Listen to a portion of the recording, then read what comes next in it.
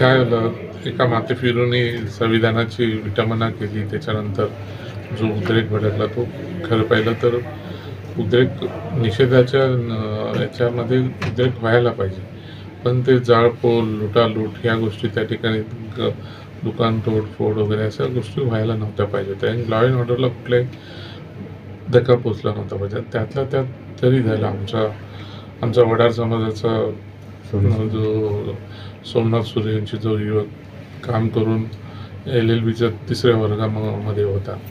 आता तो तिकडे गर्दीमध्ये सापडला गेला. सापडला गेल्यानंतर काही गोष्टी पोलीस आता काही गर्दीमध्ये या प्रॉब्लेममुळे त्या गर्दीमध्ये त्याला पकडलं गेलं होतं. आता त्याच्यावरती मला वाटतं PC झाली, पोलीस कस्टडी झाली आणि त्याच्यानंतर त्याला जेल कस्टडी झाली आणि त्याच्यामध्ये त्याला वाटतं जेलमध्ये सकाळी त्याचं काहीतरी त्याच्या छातीत दुखायला लागलं आणि त्याचा येईपर्यंत काहीतरी त्याचा हॉस्पिटलला येईपर्यंत त्याचा मृत्यू झाला.